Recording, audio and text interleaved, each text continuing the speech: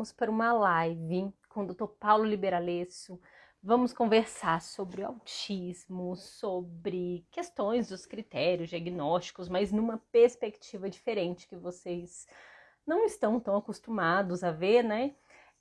Vamos também falar de outros papos e assim vai. Deixa eu ver aqui, consigo pegar o pedido do Paulo. Acho que foi. Então, eu acho que foi indo e Oi, iu. Dani. E aí, Tudo beleza? bom, Tudo Dani? bem? Tudo bem. Meu vídeo tá bem? Tá ótimo. Eu que tô meio com a cabeça cortada aqui. Pronto, O áudio também ótimo. tá bem? Eu acho que tá legal. O pessoal vai dando feedback pra gente, se tá tudo bem, se tá tudo ótimo. Ô, pessoal, já vou começar explicando que eu tô de gravata porque eu tava gravando aula, viu? Eu faço live normalmente de pijama, mas é porque eu tava gravando aula, eu faço de pijama, eu coloco só uma coisa por cima, assim, pra fingir, mas é pijama, na verdade. É que hoje, como eu tava gravando aula, eu vim disfarçado de médico. Pois é, eu também. Eu tô nessa pegada de fazer live de pijama, porque, enfim, né? Tá à noite, tô cansada, eu faço live vida louca, né? Abro a câmera. Aí o pessoal começou a me mandar mensagem: Dani, você tá de pijama? Você tá de pijama? Eu tô. Isso, Não, isso. mas eu. Dani, mas que legal, eu durmo com você. Eu, tá Você sabe bom. que uma vez, Daniel, um tempo atrás, o cara é muito meu amigo, assim, mas o cara é chato, né? E ele tem um canal, assim, que é um canal super produzido, é um negócio. Ele é um médico, um neurologista, um negócio super produzido, tal. O cara põe uma grana nisso. E uma vez ele falou pra mim, ele falou assim: Paulo, por que você não faz vídeo direito? Eu falei, mas, cara, como direito? Eu falei assim, cara, você tem que fazer uns vídeos mais produzidos, esses troços muito mal feito. Ele me pegou num dia que eu tava de ovo meio virado, menina, e eu falei assim, eu não faço porque eu não sou o Silvio Santos, eu sou médico. Entendeu? A pessoa que vem aqui assistir, ela vem assistir porque ela quer informação. Se ela quiser gente bonita, se ela quiser contar, ela tem que ir lá no Silvio Santos, né? E é isso, cara. Eu não tenho tempo para ficar me incomodando com isso e nem sei fazer esse tipo de coisa, né? Então eu só tô dando essa explicação porque todo mundo vai achar estranho eu hoje de gravata aqui. Não, Paulo, Cris, a Cris, uma querida, entrou aqui, deu oi. Oi, Cris. sim, hoje não foi ontem, hoje, gente, já nem sei mais. Tô de férias também. Essa semana tô de férias, não faço questão de saber qual é o dia direito. Hoje de manhã eu fui incomodar o Paulo, cheguei assim, Paulo, já que você tá me ajudando, tá me dando o braço, me dá sua alma também, faz uma live comigo. E Eu falei assim, aí, agora, porque a gente tá os dois sem fazer nada, vamos fazer live, né? não, sem fazer nada, é uma. Vamos dizer assim, a gente não tá com aquele mundo de coisa. A montanha diminuiu assim alguns centímetros. E Paulo, eu queria começar a live falando uma coisa que assim, hoje o Paulo me posta uma foto com um shape totalmente diferente, né? É, você viu, né? Mudou totalmente. E que legal, Paulo. Assim, assim, é porque todo mundo fica naquela fatalidade de não consigo, não vou mudar. E sabe uma coisa que eu achei muito massa que você postou uns tempos atrás sobre que esse shape e tudo é uma releitura daquele negócio de que saúde física e saúde mental não se compra. Você conquista, você desenvolve. E, e isso me fez, quando você postou isso, eu fiquei pensando muito nisso daí, porque a gente não estuda para isso, no sentido assim, por exemplo, você não estuda para ser mãe, você não estuda para ser pai, você não se preocupa em estudar para cuidar da sua saúde mental, da sua saúde física. E assim, gente, os analistas do comportamento que me perdoem, eu estou sendo cognitivista mesmo, e é assim, mas a gente não estuda para isso. E eu vi Isso é nesse uma caminho que você coisa. se debruçou a isso, a estudar, a Isso é uma coisa estudar. muito interessante, né, Dani? Eu passei a minha vida inteira com uma visão totalmente preconceituosa. Quando eu via um cara super musculoso, o que que vinha na minha cabeça? Vinha assim, bom, se esse cara está gastando tanto tempo para ficar musculoso, ele não pode estar gastando tempo para estudar. Então ele deve ser um cara inculto, ele deve ser tal, né? Cara, maior preconceito, maior ignorância da nossa vida, né? Quer dizer assim, quando você consegue ter uma saúde física, uma saúde mental equilibrada, você pode continuar estudando, lendo o que você quiser e com uma saúde física muito boa. Uma coisa que eu postei também há um tempo atrás é que o maior mito que existe é essa separação entre saúde física e saúde mental, né? Quer dizer, o corpo é um só, o cérebro é um pedaço. Claro que ele é um pedaço, eu sempre falo, né? O corpo existe para manter o cérebro, né? Todo o resto do corpo existe para manter o cérebro, mas o corpo ele é um só. Então não tem como você estar com uma saúde física péssima, uma saúde mental espetacular. Isso não vai acontecer. Então eu acho que eu comi bola aí durante quase 50 anos, mas depois de quase 50 anos eu fui compreender, né, que dava para ajeitar as duas coisas. Eu estou muito feliz com o resultado, assim. Não é nenhum esforço gigantesco que tem que ser feito, é aquele básico do básico. E é o que eu sempre tenho dito, né? É só você fazer o básico que dá certo. É que a gente passa a vida inteira fazendo errado, né? Eu, pela primeira vez, estou fazendo certo, com uma orientação nutricional direito, com um preparador físico direito, e não tem como dar errado, né? Nossa, hoje foi meu primeiro dia com treino de personal.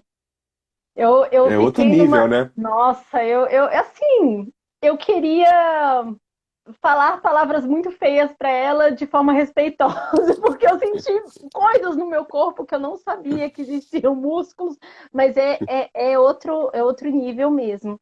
E assim, agradecer por que você vai dividindo isso conosco e vai alimentando, sabe? Essa vontade, pô, eu consigo também. Eu não sei, gente, Dani, eu você não adoro. sabe. Você não sabe a quantidade de pessoas, mas assim, são da ordem de centenas, não são da ordem de dezenas, da ordem de centenas de pessoas que começaram a treinar junto comigo. Hoje mesmo, eu estava falando com uma grande amiga, que é amiga em comum, minha e sua, e ela dizia assim: Paulo, eu vou começar a fazer também. Eu vou começar a fazer dieta, eu vou parar de beber, não sei o que lá. Então, cara, o impacto que isso tem sobre as pessoas, assim, é fantástico, né, Dani? É fantástico. Ô, Dani, deixa eu te falar uma coisa que eu estava pensando, hoje à tarde, quando eu estava treinando lá na academia, eu fiquei pensando numa coisa que, por incrível que pareça, nunca tinha passado na minha cabeça de uma forma tão clara, mas eu vou colocar uma provocação, uma discussão aqui, porque eu quero ouvir a sua opinião sobre autismo, evidentemente, e para que a gente possa compreender como essa história do autismo nível 1, ela está mal parada na neurociência, né? Porque o nível 2 e 3 todo mundo já está sabendo, são favas contadas, né? Se você tem um pouco de experiência, você diagnóstico, mas o autismo nível 1, eu venho insistindo muito nisso, ele ainda é um transtorno que ele está mal alocado, né? Então, eu vou fazer uma provocação. Imagina um adulto. Bom, primeiro, você concorda que quando você tem um diagnóstico de autismo, ele tem que ser nível 1, 2 ou 3, tá certo? Isso é um fato. Uma vez que você fez o diagnóstico de autismo, você tem que classificá-lo em 1, 2 ou 3. Não pode ser 0 e não pode ser 4. Muito bem, então vamos pensar na seguinte situação. A gente sabe que o nível 1, 2 e 3 não depende do sintoma, depende do suporte. Então, vamos dizer que você acertou o diagnóstico. Então, o indivíduo tem os sintomas que são descritos pela Associação Americana de Psiquiatria como compatíveis, como encontrados no indivíduo que é autista. E aí, então, você vai precisar classificar em 1, 2 e 3. Mas vamos dizer que esse cara é um cara adulto, dos seus 40 e tantos anos de idade, e ele tem funções adaptativas espetaculares. Por quê? Porque ele tem uma cognição normal, porque talvez ele tenha altas habilidades, e do ponto de vista das relações intrapessoais e interpessoais, ele é muito bom nisso aí. Então vamos lá. Então você tem um indivíduo que ele tem os critérios diagnósticos para o autismo, então teoricamente ele é autista, mas ele tem funções adaptativas muito boas. Funções adaptativas tão boas a nível que ele consegue, aí você pode usar o termo que você quiser, ele consegue fazer mascaramento, ele consegue fingir, não interessa. Mas ele tem uma função adaptativa que faz com que ele não necessite de suporte. O que a gente faz com esse indivíduo? Ele Tá. cumpre os critérios diagnósticos, mas ele não precisa de suporte. Sim. Veja, porque o DSM, ele não diz assim, se você tiver muito sofrimento para não precisar de suporte, o DSM não fala nada disso. Ele fala assim, suporte, pouco, médio ou bastante, 1, 2 e 3. Então, esse indivíduo, nós vamos dar diagnóstico de autismo ou nós não vamos? Porque se nós vamos, nós precisaremos classificar. E ele vai ser autista o quê? Nível 0? Porque ele não precisa de Paulo, suporte. tirando assim, vamos tirar do desconforto de uma ideia. Vamos pegar a Dani como exemplo? Porque a gente discutiu isso. A gente discutiu, quando eu fui a Curitiba, a gente chegou a discutir isso. Eu fui diagnosticada aos 15 anos como autista. Várias características que eu ainda tenho. Só que eu desenvolvi várias formas de lidar com isso. Eu tenho o meu emprego, todas as questões colaboram para que eu tenha uma vida completamente funcional, sem. E aí, se eu passo por uma bateria que não foi o caso, mas se eu passar, talvez, dependendo do range de tempo, a pessoa fala, não, ela não está dentro do espectro, talvez ela esteja dentro do fenótipo ampliado. E aí vem essa questão que me traz. Porque tem momentos que certas características, elas, dependendo do ambiente, que o ambiente propicia a eu estar mais tranquila em certas coisas e outras. Vamos pegar a ecolalia. A ecolalia, a história da ecolalia que eu tenho em certos momentos. Quando eu estou em casa, tranquila, na paz, e aí acontece um momento que me estressa todo e eu começo a ter essa ecolalia. Eu estou em casa, eu estou em paz. Se eu estiver trabalhando em casa, eu estou ali do meu lado do meu marido. Meu marido olha para mim e pergunta, Dani, o que é isso? Eu, ecolalia. Pronto, acabou, encerrou. Encerrou a história, estou em paz. Mas se eu estou num ambiente de trabalho, com outras pessoas, e isso acontece um constrangimento para mim. Então, esse range que a gente tem que analisar. E é justamente esse conjunto de ferramentas que o indivíduo vai criando também. É muito Mas veja, complexo. eu vou insistir. Eu não estou discutindo o fenótipo. Eu estou dizendo que o indivíduo tem os sintomas. Então, a ecolalia, tá bem, a ecolalia pode ser observada em pessoas com autismo. Ele tem. Agora, eu estou discutindo o seguinte. Vamos falar de mim? Vamos falar de mim? Eu tenho tique e tenho toque. Tenho várias outras coisas também. Mas eu tenho tique e tenho toque também. Vocês não vão me ver ter nenhum tique durante essa live. Embora eu tô com uma vontade enorme de ter tique. Enorme. Porque sempre que eu estou fazendo alguma coisa que eu estou sendo observado, coisa e tal, os meus tiques, eles explodem. Então, nós partimos do pressuposto que eu tenho essa doença chamada tique. Eu tenho uma série de obsessões também, que elas acontecem fora da minha vida pública, vamos dizer assim, mas eu tenho essa doença. O problema é que o autismo, ele tem que ser classificado como grau de severidade. Essa é a questão. Tique, por exemplo, não. Tique, ou você tem, ou você não tem. Acabou a discussão. Toque, ou você tem, ou você não tem. Acabou a discussão. Agora, quando você fala de um transtorno que, principalmente, ele envolve o comportamento humano, e que a Associação Americana de Psiquiatria diz que você é obrigado a classificar, porque senão vai ser autista de nível zero daqui a pouco. Se você não Sim, precisa de sim, suporte nenhum, você é nível zero. Mas aí, se você é nível zero, você não pode ser autista, porque daí por não isso, existe essa classificação. por isso que eu quis exemplificar esse meu caso de toda essa complexidade, dependendo do ambiente, ocorre tal coisa. Como é que a gente vai compreender isso? Mas Nós vamos usar estamos o seu exemplo, Dani. sim, Você claro, tendo ecolalia, você não precisa de suporte, você precisa de compreensão social. Ué, eu, por exemplo, não me incomodo com alguém tendo. Mas isso você não precisa de suporte. Você precisa de compreensão. Então você chega para sua esposa e fala assim: não, Elisa, estou tendo ecolalia. Tá bom, vida que segue. Eu trabalho com um neurologista há mais de 20 anos que ele tem emissão de sons monótonos. É um critério de diagnóstico de autismo, né? Ele é um critério apendicular, mas ele é um critério. Então eu tô trabalhando com ele, ele começa assim, ó. Daí a gente fala assim, o que está acontecendo, fulano? Ele fala assim, não, eu me sinto bem fazendo isso, vida que segue. Qual é o suporte que ele precisa por conta disso? Então, você entende que eu não tô querendo discutir aqui se autismo nível um deve ser classificado como autismo ou não, porque a gente segue as orientações da academia, né? Então, se a academia diz que é coisa e tal. Eu só estou dizendo que na prática clínica, porque, veja, uma coisa é o indivíduo que ele entende de autismo, mas ele não tem paciente para cuidar. Tá certo? Então ele quer ir lá, ele quer dar aula de autismo, ele quer, enfim, ele é autista, mas ele não tem paciente para cuidar. Quando você passa a ter paciente para cuidar, e você tem que dar algumas respostas para a família, porque no consultório não basta você falar para assim, mas teu filho é autista nível um. Tá bom, a mãe vai perguntar assim, sim, mas o que é que eu tenho que fazer? O que eu faço a partir desse diagnóstico? Então, quando você passa a ter doentes para cuidar, esse tipo de dúvida elas ganham uma magnitude gigantesca. É muito importante a gente discutir isso. O que que acontece? Por que que você vai ver muito pouca gente falando sobre isso em rede social? Porque já vem o povo xiita e fala assim, ah, então você está dizendo que não é autista nível 1? Então você está dizendo que o fulano não é autista? Eu não estou dizendo nada. Eu só estou propondo uma questão, que é uma questão que me parece que do ponto de vista teórico, ela está mal resolvida. Ela não tem coisa. Porque então você tem sintomas de autismo, mas você não consegue classificar, tem que perguntar para a Associação Uhum. Americana de Psiquiatria o que que tem que fazer nesses Ex- casos. Exatamente, é o que a gente estava discutindo sobre a questão histórica do DSM, né? Que é o DSM é uma coisa que as pessoas não param para estudar a história de como veio toda essa questão do transtorno, né? E por que cada momento esses critérios são alterados.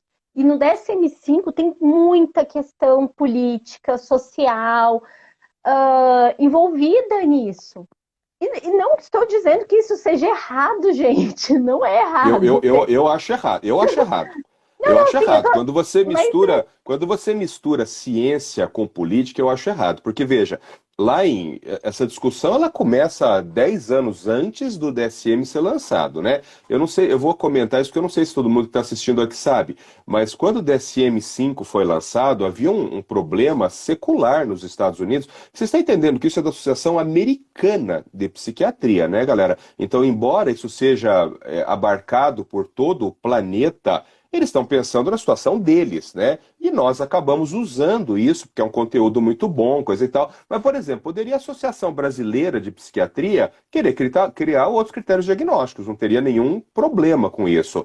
Como a Associação Americana ela é muito poderosa, é muito forte, acaba que o mundo inteiro, né? Às vezes no Oriente é um pouco diferente, mas acaba que o mundo inteiro segue isso. Então, por que que foi juntado aquela coisa arada que tinha no DSM-4, revisado, por que que ele foi juntado sobre um único nome, transtorno do espectro do autismo? Para essas pessoas poderem ter acesso a tratamento nos Estados Unidos. É só por isso. Porque você falava síndrome de Asperger, por exemplo. Ah, tá bom, mas Asperger não é transtorno do espectro do autismo, então não tem direito a tratamento. Nós não vamos pagar, você que pague do seu bolso. Quem já viajou alguma vez para os Estados Unidos tem noção que quer se quebrar uma perna nos Estados Unidos, né? Você vai gastar uma fortuna de atendimento lá. É muito cara a medicina lá. Então, quando foi pensado nisso, a ideia, que eu acho fantástica essa ideia, era resolver o problema das pessoas. Só que do ponto de vista legislativo, do ponto de vista social, resolveu. Hoje isso não é mais um problema lá. Só que criou problemas para a neurociência, porque a neurociência não se ocupa de questões sociais. A neurociência não se ocupa de questões se você vai ou não ter dinheiro para pagar o seu tratamento. A neurociência se ocupa de questões cognitivas. E a forma como o DSM ele foi escrito, ele traz um problema gigantesco para quem trabalha na prática clínica do dia a dia. e aí você trouxe um ponto que eu estava lendo uma pesquisa. Foram duas pesquisas sobre a questão da fluência de fala, comparando a questão de fluência de fala, não fluência, não era fluência de fala mesmo. Entre autistas, fizeram uma pesquisa, acho que foi em 2008, 2000, e foi refeita uma outra pesquisa por agora, 2020. E a conclusão desse grupo de 2020 foi que não tinha alteração e ponto. Mas aí você para olhar o N amostral, o grupo que eles foram estudar e tudo, eram grupos totalmente diferentes. E aí a gente começa a entrar em toda uma questão que as pessoas não estão mais preocupadas, as pessoas estão pegando o autismo, considerando um balaio inteiro e fazendo as pesquisas dessa forma e vem os resultados que, infelizmente, a população muitas vezes não interpreta de forma adequada por não ter toda essa base para conseguir analisar os dados. Acabou de Realmente muito acontecer com o preocupante. para 30. Acabou de acontecer com o Exatamente. para 30. O que que você está vendo, que você tá vendo o pessoal falar na internet, quer dizer, o pessoal que não está entendendo as coisas, né? Dizendo assim, tá vendo como está aumentando o número de autistas? Tá sim. entendendo nada do que está acontecendo, não está aumentando número nenhum de autista, né? Quando você vai comparar o CDC lá de 1 para 68, 1 para 44, 1 para 30, você está comparando banana com maçã, você está comparando maçã com goiaba, uma coisa não tem nada a ver com a outra, né? Então, essa história ela foi expandindo, e foi expandindo em duas questões. Foi expandido primeiro na idade e depois na utilização dos critérios diagnósticos. Então, esses dados, eles são totalmente incomparáveis, né? Não se trata do dado estar certo ou estar errado. É óbvio que um troço que está publicado no Pediatrics, no JAMA Psychiatry, no JAMA, é óbvio que o estudo está certo, né? Nós temos nesses periódicos os melhores revisores do mundo. Então, é claro que está certo. Só que os dados, eles não são comparáveis. Então, eu estava falando com o Lucelmo esses tempos atrás, né? A leitura científica, gente, ela é uma leitura altamente técnica e ela é uma leitura que para que você entenda o que você está lendo, você precisa ter uma base de interpretação científica grande, né? Estou dizendo que você precisa ter um mestrado, um doutorado, não é nada disso, mas você precisa entender um pouco da metodologia, você precisa entender um pouco de como é a normativa da produção de um estudo, né? Porque senão tu não sabe, tu lê aquilo lá e não entende direito, e aí você vai para a internet e fala mais um mundaréu de coisas que não está entendendo, isso aí vai se espalhando, né? Então, esse caso do 1 para 30, eu acho ele emblemático. Emblemático. No dia que saiu, todo mundo começou a reproduzir isso falando coisa errada. Eu fico bem. Na hora que veio esse 1 para 30, eu já fiquei meio assim, já fui atrás. E tem um outro dado também que é muito controverso sobre as comorbidades do autismo. Então, por exemplo, pega a deficiência intelectual, né? A deficiência intelectual é um clássico disso, né? Porque se você. Deficiência intelectual é o calcanhar de Aquiles do consultório de neuropediatria, Dani. Tem uma coisa no DSM que eu gosto muito, né? Que eles dizem lá claramente assim, ó, num pedaço lá, quando eles estão discutindo a deficiência intelectual. Porque veja um pouco, gente, o diagnóstico de deficiência intelectual. Nossa, agora que eu percebi que eu tô com clips na mão. Mania de estar na mão para dar aula, assim, com coisa, agora que eu percebi. É, sabe, de ficar apontando slides? Você sempre tá com uma coisa na mão, eu tô com clips Olha na aqui, mão ó. agora. Aqui. Porque o diagnóstico da deficiência intelectual, ele é independente do transtorno do espectro do autismo.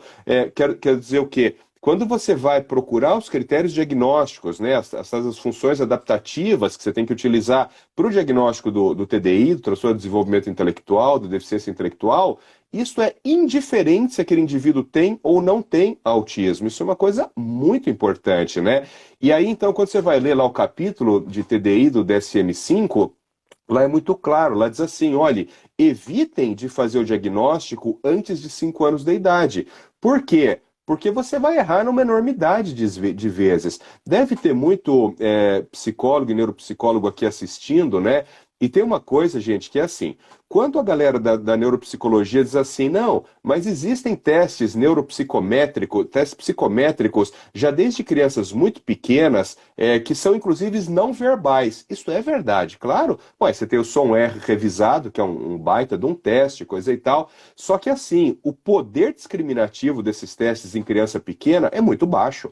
Então você faz um som R, por exemplo, um moleque ali de 4 anos não verbal, e é sugestivo de TDI, quando essa criança passar de 6 anos, 6 anos e meio, se ela for verbal, você tem que fazer uma escala Wechsler, porque não dá para confiar em testes em crianças muito pequenas assim. E aí tem uma outra questão também. Quem tem filho autista com deficiência intelectual vai entender exatamente o que eu estou falando. Cara, o autista com a deficiência intelectual leve, você nem percebe. Por que você não percebe? Porque os sinais e sintomas do TDI, da deficiência intelectual, eles ficam encobertos pelos sinais e sintomas do transtorno do espectro do autismo. Então, quando você começa a perceber que uma criança autista tem deficiência intelectual, cara, nós estamos falando ali de 50, 55, 60 pontos para baixo. Nós estamos falando de uma deficiência mental de moderada, uma deficiência intelectual de moderada para frente. E nesse caso, a imensa maioria das. Por que eu estou falando isso? Porque neste caso, autismo com deficiência mental deficiência intelectual de moderada para frente, o neuropsicólogo não consegue aplicar o teste. Porque você entende que quando você vai aplicar uma testagem, uma escala, por mais formatada que ela seja, você precisa que o indivíduo colabore naquilo. Não estou dizendo que ele precisa falar, pode ser não verbal, mas ele precisa ter algum nível de compreensão para que ele entenda o que você está precisando testar. Se aquele indivíduo ele não entende o que você está precisando testar, o que que você vai ter? Você vai ter uma estimativa. Então, você vai receber uma avaliação neuropsicológica, mas aquilo é uma estimativa do coeficiente de inteligência. E assim, gente, é um troço impreciso isso, é impreciso. Então, a deficiência intelectual no transtorno do espectro do autismo, ele é um calcanhar de Aquiles. E no DSM-5 isso virou um problema maior ainda, né? Porque está tudo classificado ali. Então, se você quiser classificar de verdade, direitinho, você tem que dizer se a criança tem ou não deficiência intelectual. E muitas vezes isso é totalmente impossível, né? Mandar um oi aqui para Flor, que amanhã é aniversário dela. Então é oi de pré-aniversário, Flor, porque você é uma querida, vai lançar um livro agora, acho que é mês que vem, num congresso que a gente vai estar lá. Eu tive a oportunidade de ler, e eu ia falar em ler e revisar, mas não, foi só uma leitura. O livro dela é espetacular, assim, eu acho que vai ser uma contribuição gigante. Então, Flor, sinta-se abraçada, linda. Flor, parabéns, minha amiga querida. Amanhã a gente faz festa. Não, olha, se você não desse esse oi, esse parabéns, ó, eu ia terminar a live expulsa do grupo. Então, Paulo, Deixa eu mostrar um negócio pra vocês aqui, que não tem nada a ver, mas como essa live não é live de muita ciência, não, olha aqui que legal, Daniel. Ai, que Eu tenho algumas mães, menina, que eu acho que elas têm um fetiche de fazer bonequinho meu. Eu tenho 12 bonequinhos. 12 bonequinhos. E elas sempre fazem assim com magrinho, é sempre cabeçudo, mas é sempre magrinho aqui. Eu tenho uma coleção de 12 bonequinhos já. Eu adoro esses bonequinhos. Esse aqui tá segurando uma cerveja do Iron Maiden aqui na mão, ó. Daqui a pouco vai Show, ter que né? fazer um do Johnny, tipo Johnny Bravo, gente. Faz um Johnny Johnny Bravo Bravo. É eu careca. fazendo mais musculoso, assim, ó. Vocês fazem um Johnny Bravo Não, mas, careca que tá cara, isso aqui é muito resolvido. legal. Olha aqui, ó o boné do The North Face, ó, que eu uso sempre, tá vendo? É muito Caraca, legal que isso aqui. detalhe, É muito legal, Paulo. cara. É Gente, eu quero muito legal. boneco também. Eu tô querendo eu tenho uma bonequinha minha, mas ela tá pendurada ali, ó. Que eles gostam de ficar brincando com ela. Gente, Eu pode me tenho um mandar bonequinho bonequinho também. no Bebê. meu consultório, eu tenho uns 5, 6. Aqui eu tenho mais uns 5, 6 bonequinhos, eu adoro, cara. Que legal, que legal. Eu lembro de um vídeo que você fez há um tempo atrás, que era você entrando assim na sala. Aí todo Ai, tinha um mundo monte de aqui se bonequinho. unindo. Um bonequinho, eu coloquei quatro bonequinhos fazendo uma reunião. Eu falei, pô, vocês não me esperaram? Muito Isso é legal. falta, é falta de ter o que fazer no consultório, leva esse tipo de coisa, né? O negócio, Paulo, é que assim, o pessoal. Eu lembro, uma vez a gente estava conversando sobre isso, né? Que o pessoal fala, é inteligente, não sei o que lá. Mas assim, 90% do tempo. 90? Não, mais que 90%. É o cérebro away, né? Pensando só Total. besteira. Total, total. Quando você se concentra para fazer uma coisa que presta, assim, é raridade. A maior parte é só bobagem, cara. Só É só bobagem que vem à bobagem, cara. cabeça. Só Não, bobagem. E eu tô tentando até voltar à concentração aqui, mas tá difícil, assim. Mas essa questão Ó, eu do. vou puxar outra coisa para você. Vou puxar outra coisa, vou Sim, levantar outra bola aqui para você. Você falou, eita, por exemplo, da questão da questão do que era isso que a gente acabou de falar? Da deficiência intelectual, né? sim. Tem dois outros problemas que na prática do dia a dia do consultório é um pipinaço, que é o TDAH e o TOD no transtorno do espectro do autismo. Porque, teoricamente, a gente diz assim, pera, se você vai fazer diagnóstico de TDAH, esqueça que a criança tem autismo e vamos falar só TDAH. Se vai fazer diagnóstico de transtorno opositor desafiante, esqueça que a criança tem autismo e vamos falar só de TOD. Qual que é o problema? O problema é que o cérebro não funciona assim. Tá certo? Então, existe uma sobreposição de comportamentos que acontecem nos dois transtornos. Então, por mais que você tente dizer assim, fala assim, não, mas eu agora não estou pensando em autismo, eu vou pensar só em TDAH. É muito difícil. Quando você vai em congresso, gente, e aí você ouve lá, né, os médicos falando, os psicólogos falando, tal. Se você não entende direito, você fala, puta, que troço fácil, né?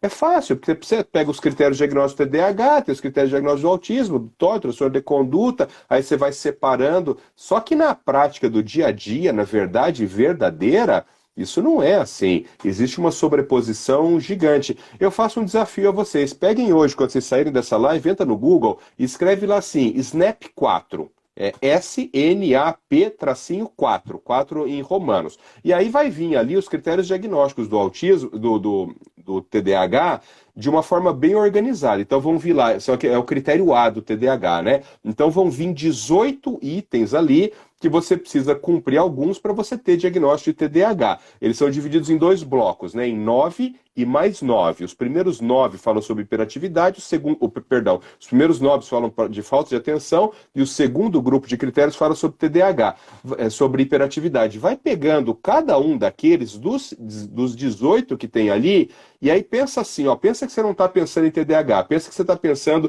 numa criança com autismo. Você vai ver que a criança com autismo vai fechar os 19, os 18. Ou seja, na prática clínica, quando você vai utilizar instrumentos para diagnóstico, é muito difícil, muito difícil. Paulo, você entrou num negócio sobre essa parte de instrumentalização, porque eu foco muito na parte de intervenção, né? Vamos lá. E eu estou muito focada nessa parte de fluência e tudo. E aí, quando você vai começar a olhar. Porque, assim, hoje em dia todo mundo começa a fazer estudo translacional, assim, começa a levantar sobre o que. Definir o que é fluência, o que é tal coisa e blá blá. Mas na hora de você ver estudos experimentais, eles são raros. E com isso a gente gera poucas ferramentas sobre isso, né? A gente não tem tantas ferramentas sobre esses assuntos para a gente conseguir desenvolver ali na prática clínica. Isso vai gerando um problema tão grande na hora da gente desenvolver as intervenções, quando a gente vai analisar nesse aspecto de fluência e tudo, que a gente não consegue, não de forma generalista, não é isso, mas em aspectos específicos, a gente não consegue mensurar certas coisas justamente por essa complexidade. Deixa eu tentar organizar meu raciocínio aqui, porque eu me baguncei. Quando a gente vai falar sobre fluência, qual é o conceito comum de fluência que a gente tem hoje? O conceito que todo mundo tem? Eu falo de forma fluente inglês, eu falo de forma fluente você falar de forma rápida, precisa, você não para pensar, você simplesmente faz o que tem que fazer. É esse o pensamento. Ok, a maior parte do que a gente estuda sobre fluência é num cérebro típico, é na normalidade. Aí quando a gente vai para um cérebro que tem um funcionamento totalmente diferente, com suas variedades, a gente vai trabalhar a fluência com uma pessoa que tem TDAH, e dentro do TDAH a gente tem várias variedades, né? Variações, né, nessa questão. A mesma coisa em relação ao autismo. E a gente vai desenvolver intervenções pensando nisso. A gente não tem por onde se basear, porque a gente tem poucos estudos sobre isso. É isso que eu estou resgatando. E a gente tem poucos estudos por quê? Porque os critérios, tudo a gente volta lá para a história do DSM. Então, não tem como a gente não amarrar, né? Comorbidade e autismo é meu foco de estudo, pelo menos nos últimos 10 anos, né? Eu acho que a aula que eu mais dei foi interfaces do autismo, né? Então, como que o autismo se relaciona com outros transtornos. É que vai passando muito rápido aqui, mas uma mãe fez uma colocação muito interessante. Ela falou sobre transtorno opositor desafiante, e o transtorno de conduta no filho dela que é autista, né? Tem uma coisa, pessoal, que eu acho que vale a pena a gente citar aqui. O diagnóstico de TOD, o transtorno opositor desafiante, ele é um diagnóstico muito grave, muito grave. Eu vou te falar que de cada 10 crianças que eu recebo que tem diagnóstico de TOD, claro que elas têm mais alguma coisa, geralmente é TOD, autismo, TOD, TDAH e tal, mas de cada 10 crianças, 9 não tem. 9 não tem TOD. 9 desafia a autoridade, bate no irmão mais novo, puxa o cabelo de alguém na escola, mas TOD não é isso. Tem uma explicação que eu gosto de dar. Eu vou dar um exemplo, que eu acho que com o exemplo fica muito fácil. Eu chego, por exemplo, aqui e a Dani fala assim para mim, Paulo, eu penso, sobre determinado assunto, eu penso de tal forma. E eu penso diferente dela. Então eu digo assim, não, Dani, desculpe, mas eu entendo de outra forma. Eu penso assim, assim, assim. E ela diz assim, não, Paulo, mas veja o meu argumento. Eu penso assim, assim, assim. Eu falo, não, linda, mas eu vou contra-argumentar, eu penso de outra forma. Bom, alguém vai olhar e vai falar assim, bom, então ele tá se opondo e está desafiando a autoridade científica da Dani? Não, simplesmente eu penso de uma forma diferente dela. Percebam que o meu prazer ele não vem do desafio de autoridade. O meu prazer vem das minhas convicções. Então, sei lá, a Dani chega e fala assim: eu não gosto de tal coisa. Eu falo: eu gosto. O meu prazer vem de defender o meu ponto de vista, que eu gosto daquilo. Agora, olhe, ou seja, isso não é Todd. Agora, olha o que é Todd. Eu chego aqui, nesse momento, para Dani e falo assim: linda, eu adorei essa tua blusa verde. Ela fala: Paulo, a blusa é preta. Eu falo: não, a blusa é verde. Daí ela fala: puxa, pera um pouco, deixa eu chamar meu marido então. Daí eu falo: Elias, minha blusa é preta ou é verde? Ele fala: não, a blusa é preta. Eu falo: não, a blusa é verde. Você está entendendo que eu estou vendo que a blusa é preta. Então, quando eu digo eu adorei a sua blusa verde, o que que me dá prazer? Não é defender o meu ponto de vista. Por quê? Porque, de fato, a blusa é preta. Ou seja, é indefensável esse ponto de vista. A blusa é preta, ela não é verde. Então, o meu prazer vem do desafio. Isso é a base do Todd. É claro, gente, que o Todd tem um monte de outras coisas, né? O comportamento provocador, tem comportamento de crueldade. Essas crianças elas ficam ofendidas com muita facilidade. Eles costumam culpar o outro por coisas que eles fizeram. É muito comum também que desenvolvam mitomania, são crianças que podem mentir muito, essas crianças podem ser rancorosas, elas podem ser vingativas, elas podem ter surtos de raiva, mas a base do diagnóstico do TOD é o prazer vir do desafio. Então, se você tem um filho que tem TOD, que tem diagnóstico de TOD, comece a observar isso. Se o prazer dele vem do desafio ou se o prazer dele é meramente provocador. Entendeste? Por que que eu estou dizendo isso? Porque quando você faz um diagnóstico de TOD, o que que é? Meu marido escreve aqui, tipo terraplanista. Entendi o Elias. É tipo terraplanista. O problema é que terraplanista eu não sei, porque tem gente que é terraplanista que acredita que a Terra é plana mesmo, né? Tem uns que só falam de pra coisa, mas tem uns que acreditam. Então, se você tem um filho que está com o diagnóstico do TOD, comece a perceber essa característica, da onde vem a origem do prazer dele, né? E por que que isso é importante? Isso é importante, gente, porque como eu disse para vocês, TOD é um transtorno psiquiátrico muito grave, porque uma parte considerável de TOD vai evoluir para coisas mais graves, né? Eu sempre digo assim, não tem TOD em adulto, né? Quer dizer, sim, se tem é muito incomum, né? Então, se você tem um monte de criança com TOD e adulto não tem muito TOD, só pode acontecer duas coisas, ou o TOD desaparece ou o TOD vira outra coisa, né? Porque não tem, se tem um monte de criança com TOD, não tem adulto com TOD, ou ele desaparece em algum momento ou ele vira outra coisa. Isso é verdade mesmo, não é raro que quando essas crianças entrem ali no início da adolescência, ou às vezes até durante o próprio período escolar mesmo, os sintomas do TOD entram em regressão, e eles somem, e fica só o outro transtorno neuropsiquiátrico de base, mas os sintomas do TOD, eles desaparecem. Então, quando é assim, glória a Deus, resolveu, a vida que segue. O problema é que uma parte considerável desses TOD vão virar transtorno de conduta, né? E aí o transtorno de conduta ele acaba te colocando, a gente diz, nos limites da lei, né? Eu sempre dou um exemplo. Uma coisa é você ter 6 anos e você chutar sua mãe, porque ela mandou você largar o videogame e tomar banho, né? Essa é uma atitude altamente reprovável, mas não é um crime uma criança de 6 anos chutar a mãe, não é um delito. Agora, você pega esse mesmo moleque e põe mais 10 anos nele, agora ele tem 16 anos. Um guarda, um policial manda ele fazer alguma coisa na rua e ele se sente ofendido, vai lá e chuta o policial. É um delito. Então, no primeiro caso, a gente poderia ter aquilo no contexto de um TOD. No segundo caso, você tem no contexto, por exemplo, de um transtorno de conduta. No primeiro caso, tu não vai ter repreenda social nenhuma. No segundo caso, você pode ter uma repreenda grave, né? Então, toma cuidado com esse diagnóstico de TOD, porque é uma coisa que pode impactar a vida dessa criança o resto ali de toda a sua infância, de toda a sua juventude, de toda a sua adultez. Paulo. Tava vendo uma coisa interessante, assim, indo dessa questão do TOD, desenvolvendo isso, sobre esses transtornos de conduta em mulher, porque a gente quase não escuta muito em mulher adulta, né, transtornos de conduta, e tava falando que não, assim, essa pessoa tá falando assim que muitas vezes isso a mulher desconta nos filhos, então fica uma coisa muito oculta, né, o transtorno de conduta da mulher. Ela acaba descontando em quem está em casa, quem está próximo, os familiares, e isso me fez pensar que eu sei que você estuda bastante, né, esse caminho dos transtornos de conduta, você já estudou muito, assim, O que você acha disso? É, Será que tem faz? um. Tem várias coisas, né, Dani? Mas isso pode ser uma explicação, mas eu vou propor uma outra reflexão.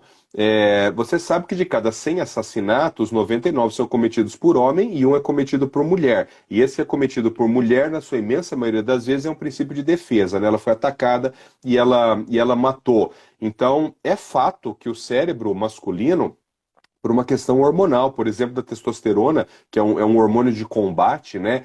Pela quantidade que nós temos de noradrenalina e de norepinefrina no cérebro, o homem ele é muito mais reativo do que a mulher. Então, isso acontece também em muitas doenças neuropsiquiátricas, a manifestação clínica no homem e na mulher é diferente. Quando você tem comportamentos violentos fazendo parte de um transtorno neuropsiquiátrico, eles tendem a ser muito mais exteriorizantes nos homens do que nas mulheres. Pessoal, transtorno de conduta não é psicopatia, não é sociopatia, é outra coisa, né? No transtorno de conduta, o indivíduo, embora ele infrinja a lei de uma forma recorrente, ele também pode ter alguma coisa de crueldade, coisa e tal, mas acho que até depois a gente pode até fazer uma live falando só sobre isso, que é um assunto que eu gosto muito. Agora, na sociopatia é uma outra coisa. O indivíduo, ele pode não ter a exata noção do que é certo e do que é errado. Então, quem já conversou com sociopatas, por exemplo, eles têm uma dificuldade gigantesca de entender que nós não devemos fazer mal para outras pessoas, porque eles não têm esse padrão de diferenciação do porquê não fazer mal para outras pessoas, né? Isso aí tem muito a ver com aspectos de tomada de perspectiva. A neurociência explica uma parte da sociopatia com isso, né? Por exemplo, vamos supor que eu estou conversando com a Dani e ela me ofenda, mas me ofenda demais. Eu não vou dar um soco nela. Por quê? Porque eu consigo imediatamente me colocar no lugar dela e falar, pô, se eu der um soco no rosto dela, vai arrebentar o maxilar dela em 10 pedaços. Não vou fazer isso, né? Então, mas por quê? Tomada de perspectiva. Me coloquei no lugar dela e falei, puta, uma má ideia, não vou fazer isso, né? O transtorno de conduta, ele tem um aspecto que é o aspecto impulsivo, que talvez seja o aspecto mais problemático do indivíduo com transtorno de conduta. Porque o indivíduo com transtorno de conduta, ele sabe a diferença entre o certo e o errado. Então, se você pegar ele num outro momento e disser assim, lembra aquele policial que você chutou? É certo chutar o policial? Ele vai falar assim, não, é errado. Eu não deveria ter feito isso, é errado. Ou seja, ele sabe a diferença entre o certo e o errado, né? Mas naquele momento do comportamento impulsivo, ele não tem tempo de fazer um controle inibitório e ele vai lá e executa. Vamos fazer uma live sobre psicopatia e sociopatia, Dani, para falar só sobre isso. É um assunto interessante, Vamos acho que aqui vai começar a vai misturar muitas coisas, mas acho legal a gente discutir esse aspecto. E quando você começa a misturar isso, né? A mamãe aqui falou também sobre o autismo nível 1. Quando você começa a misturar esse tipo de transtorno de comportamento com o autismo nível 1, isso vai ficando cada vez mais uma maçaroca de sintomas ali, principalmente quando esses indivíduos chegam na adolescência, né? Porque a adolescência ela já tem as suas características comportamentais, independente de você ser autista, de você ter TC, você ter TOD, coisa tal, tem as suas características comportamentais. E muitas vezes, infelizmente, o diagnóstico do autismo nível 1, ele é feito justamente na adolescência. Deixa eu te contar um caso, menina, que aconteceu essa semana comigo, que eu fiquei muito triste, eu fiquei muito feliz, na verdade, mas fiquei triste porque eu não consegui dar resposta para a família. Olha que caso interessante. Caso real mesmo, paciente meu.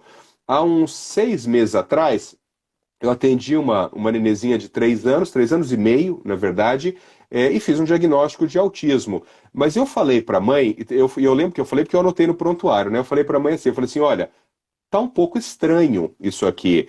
Por quê? Porque com 3 anos e meio, um diagnóstico de autismo, a gente está falando de um autismo mais grave, né? Não tem autismo nível 1 nessa idade, e a sua filha me parece muito boa, ela me parece uma criança de um prognóstico muito bom. Eu não sei, eu tô achando estranho isso aqui. E fiz uma coisa que rarissimamente eu faço, aliás, eu nunca faço. Eu pedi exames para essa criança, né? Então a criança fez a ressonância, a criança fez eletro, coisa e tal, e pediu uma avaliação audiológica. Então a criança fez bera, fez imitanciometria, aquela coisa arada toda. Aí a criança voltou comigo agora essa semana, então se passaram 4, 5 meses, né? Agora essa nenezinha está chegando a 4 anos E quando a mãe me deu os exames, ela falou, doutor Paulo, o senhor vai ficar impressionado, porque a neném tem uma perda auditiva enorme. E a criança tinha uma perda auditiva, gente, que é uma perda auditiva neurosensorial, que a gente chama, que não tem a ver com a parte externa, né? Tem a ver com a parte ou do nervo óptico ou da parte central da audição, uma perda auditiva moderada, de 40% bilateral. Olha o pepino disso.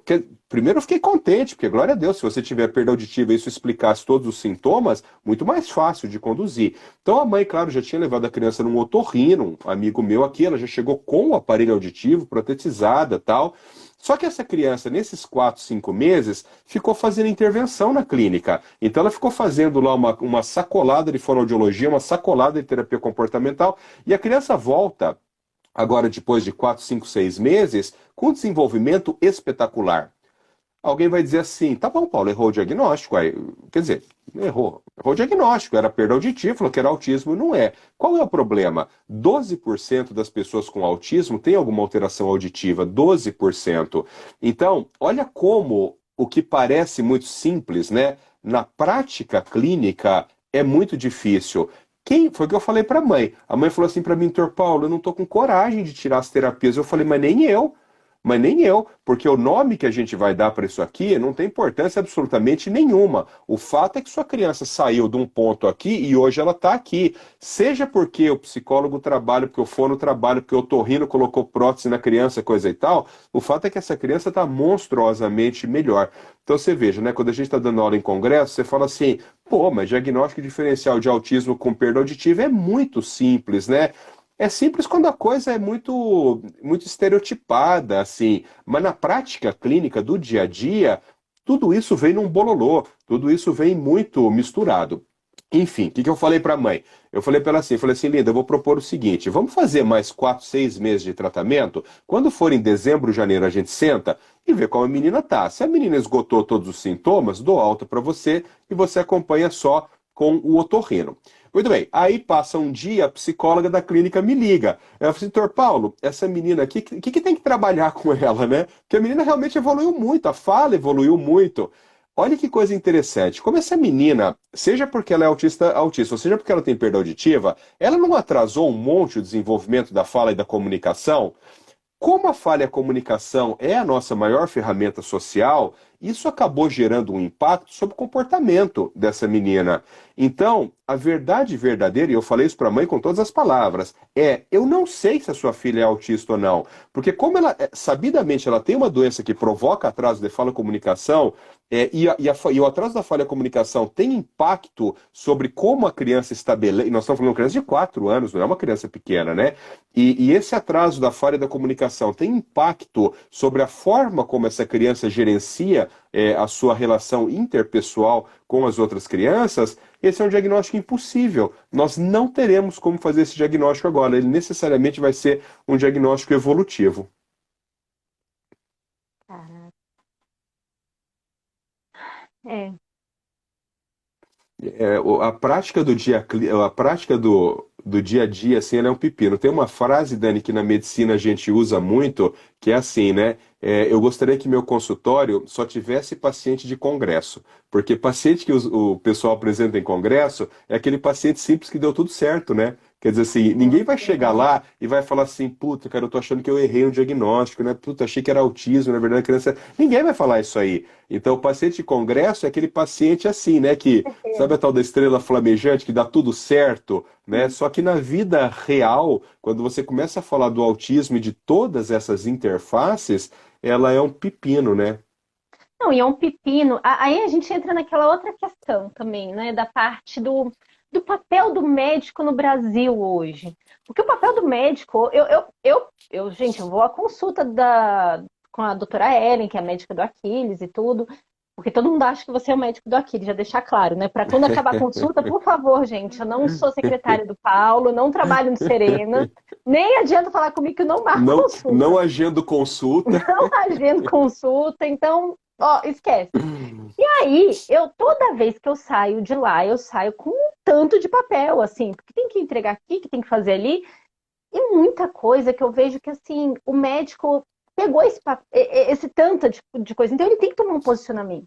ele tem que tomar um posicionamento dele, tem que escrever alguma coisa, porque tem que levar para o plano de saúde, que não é, nesse não é o meu caso, mas tem que levar para o trabalho da mãe, para o trabalho do pai, enfim, levar para a escola. O Aquiles, ele recentemente passou por um transtorno de sono, que assim, você vivenciou isso, assim, eu te falei, comentei contigo, eu não estava tendo vida. Eu não sabia. Eu chegava assim, eu ia trabalhar, eu nem sei como eu conseguia dirigir. Tinha dia que eu ia de Uber porque eu falava assim, eu tô com medo de dirigir hoje, porque eu volto de madrugada do serviço.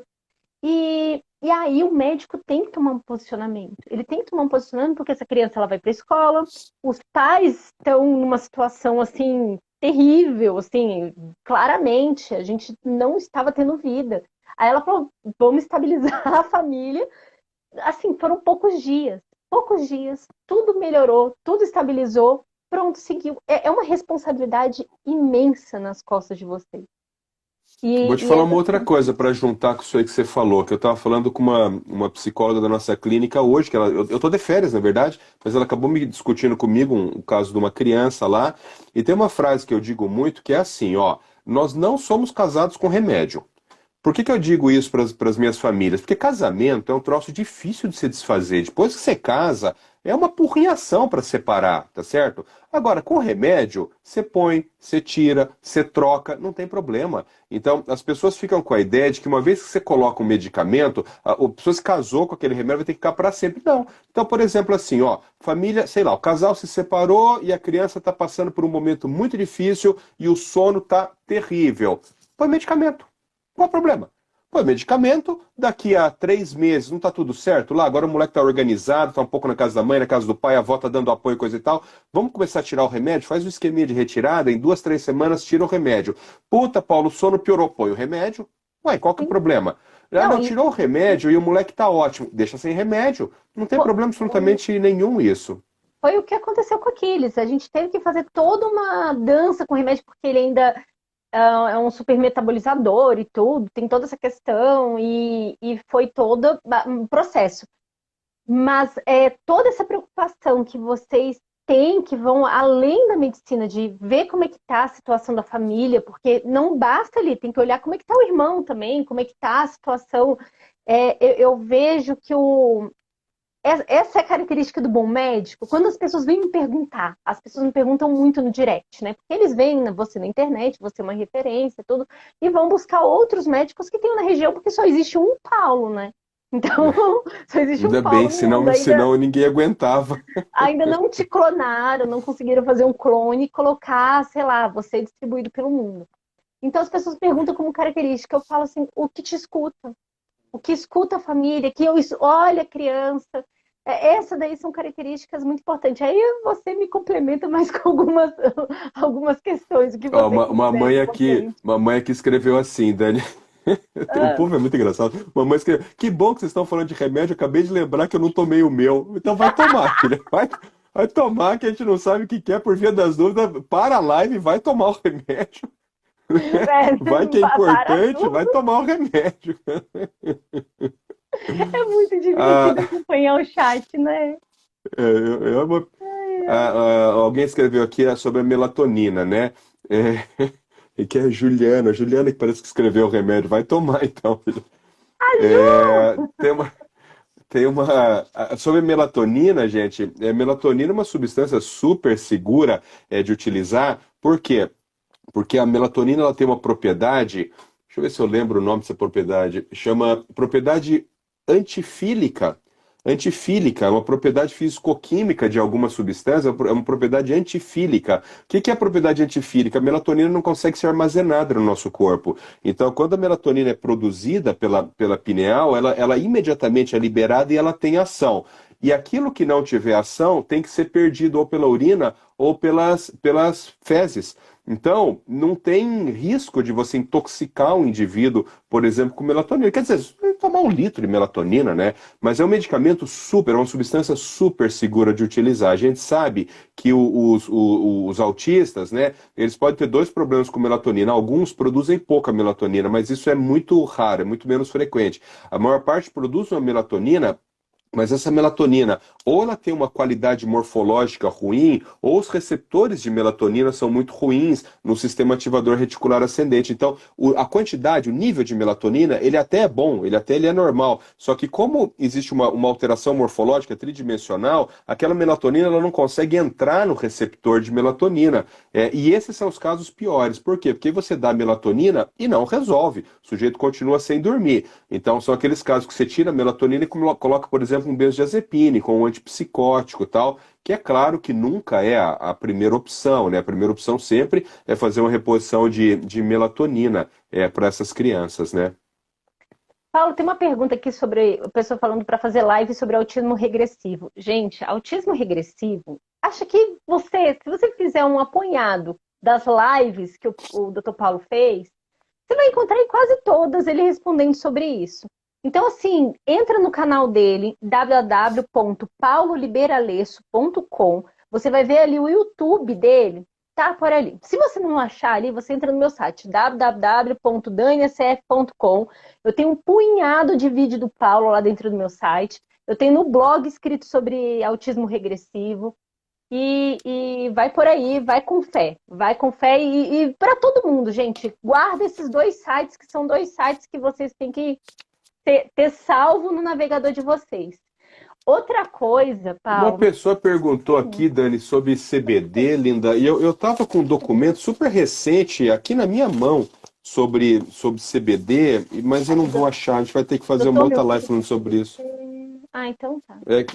Eu tava com isso aqui na mão, porque eu estava revisando hoje isso, e eu anotei aqui as indicações formais sobre CBD, mas não vou achar aqui. É muita papelada que eu tenho aqui, mas eu Paulo, vou. mas Vamos discutir isso. o Vamos que eu discutir fiquei isso, porque é um mais assunto muito interessante no chocada, futuro. o que eu fiquei mais chocada de ontem para hoje foi quando você me falou que você tem decorado os ciclos metabólicos. Ah, decoro. Achei Eu aqui o negócio, achei aqui. tá bom.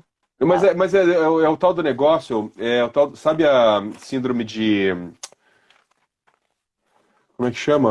Síndrome de Savant?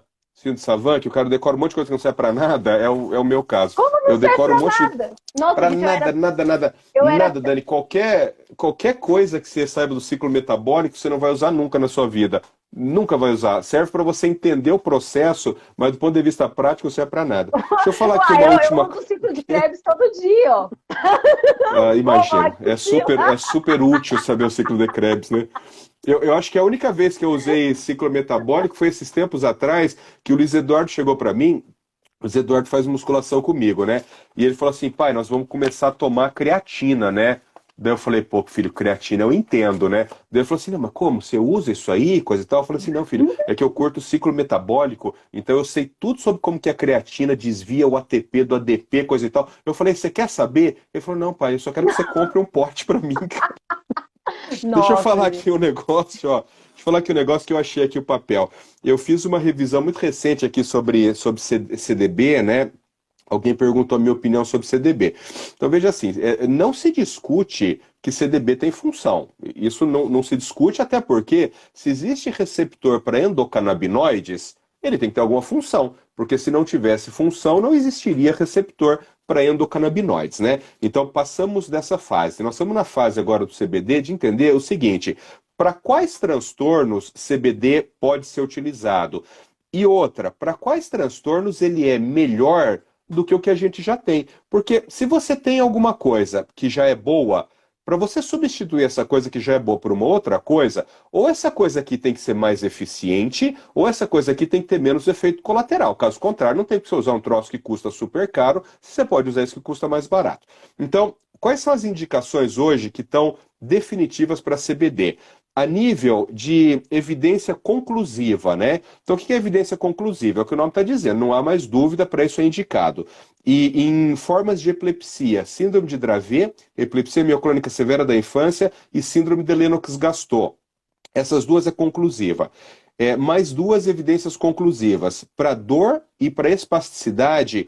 Mas aí, pessoal, isso aqui é interessante, porque eu já vi médico prescrevendo CBD para espasticidade em criança com paralisia cerebral. Não é esse tipo de espasticidade que está escrito aqui. É um tipo muito específico de espasticidade de uma doença que se chama esclerose múltipla.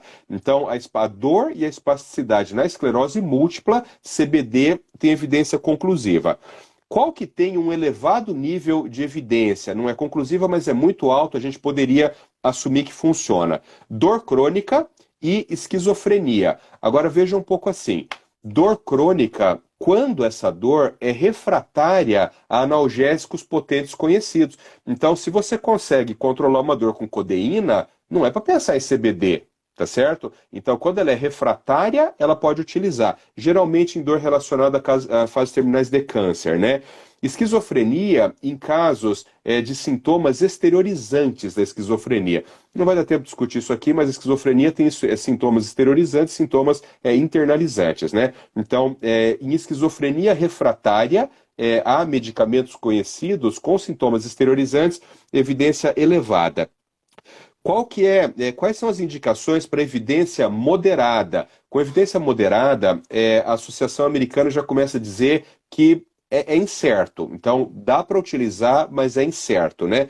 Então, evidência moderada, distúrbio de sono decorrente de doença neurológica. Então, por exemplo, você tem um indivíduo que tem uma esclerose múltipla e ele tem uma alteração do sistema ativador reticular ascendente muito grave, não resolveu com outra substância, você pode pensar em CBD.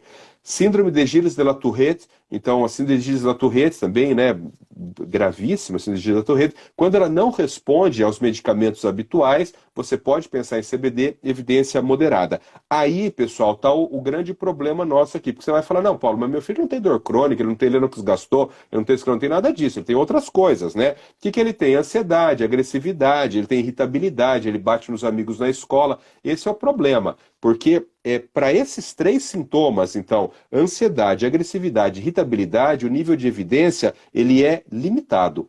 Então está escrito lá, nível limitado de evidências para esses três sintomas. Você entende que quando você vai indicar CBD para autismo, normalmente o que você quer é melhorar justamente isso, ansiedade, agressividade e irritabilidade. Então, do ponto de vista teórico, eu não estou dizendo que não possa utilizar, mas eu estou dizendo que não pode ser essa panaceia como está hoje, né? Porque para Paulo, você tratar não ansiedade, topa fazer uma agressividade, irritabilidade... cartilha? Oi? Não topa fazer uma cartilha de CBD? Podemos? Podemos fazer um e-book.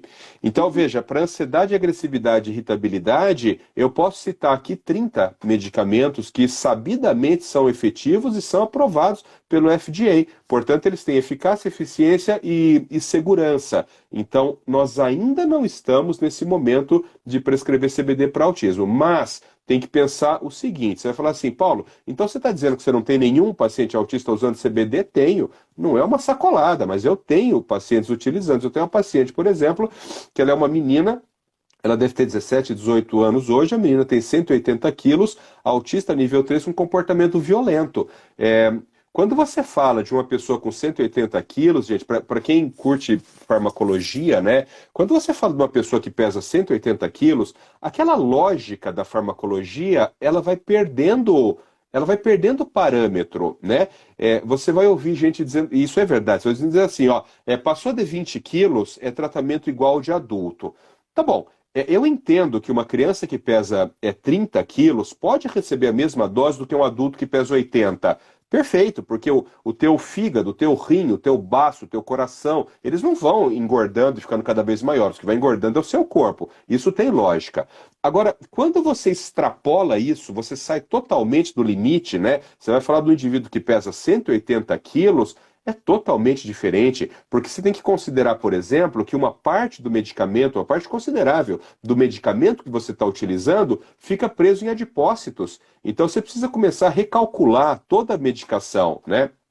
Eu vou falar uma coisa aqui, não estou dizendo que é para ninguém fazer, estou dizendo que eu faço. Quando eu estou com dor de cabeça, a minha mulher me dá um comprimido de dipirona de 500 miligramas. Sabe o que eu faço? Tomo 2.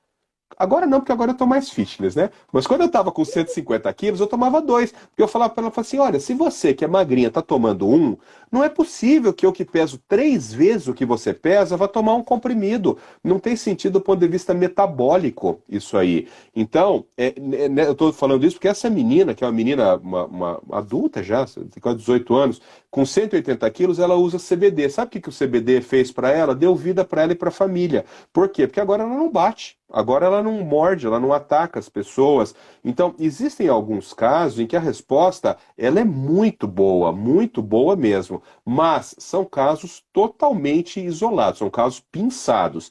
Eu atendo muito paciente com epilepsia grave, né? Para epilepsia é diferente. Para epilepsia, aí nós temos Tiago, querido, o Tá Tiago, ele é um. aqui. Tiago é um sujeito espetacular, viu, Dani? Tiago é um sujeito espetacular. Em alguns momentos difíceis da minha vida, esse cara conversou comigo, me escreveu. Ele é um sujeito diferenciado, assim, diferenciado de verdade. Aquele cara que extrapola um pouco o nível de amizade, assim, e tem um carinho por mim que eu nem mereço tanto. Então, para epilepsia, pessoal, diferente. Para epilepsia está muito mais bem estruturado isso, né? Mas para comportamento, eu acho que ainda carece de mais estudos. Eu acho não. A ciência diz isso, carece de mais estudos. Sim. E, então, tá combinado, a gente vai fazer uma cartilha disso. Você vai me mandar o Pronto. material, organizo, faço a arte, toda coisa bonitinho. E o doutor Tiago, querido, muito querido, esses tempos, até tá fazendo uma live, tava nessas lives minhas de pijama, ele entrou, a gente conversou, foi tudo muito animado. Thiago fez uma live ontem, eu assisto todas as lives dele, cara. Fez uma live ontem que foi muito legal. Quem é Thiago Castro, pessoal. Se eventualmente alguém aqui não segue, entra Ah, lá é na página dele. verdade. Ele fez uma live ontem que BR.Thiago. foi muito legal. Se colocar lá Thiago Castro com TH, que já vai aparecer. Ô, Dani, negócio é o seguinte, minha flor, você tá sabendo que hoje tem Coritiba e Corinthians, né? E o jogo começa daqui a 25 minutos e eu preciso me preparar para assistir esse jogo. Beijo. Obrigada, Paulo, muito obrigada Dani, mesmo. obrigado, foi uma delícia, linda. Quando você me falou hoje de manhã, eu falei, não, vamos fazer hoje então, porque a gente já mata a saudade de conversar pessoalmente. Sempre que eu posso trocar informações com você, eu sempre te digo, né, eu ensino um pouco, mas aprendo muito mais. Obrigada. Então, não me canso de agradecer a gentileza que você sempre tem por mim. Pessoal, fiquem com Deus, que Deus Agradecida. abençoe todos vocês. Até mais, tchauzinho.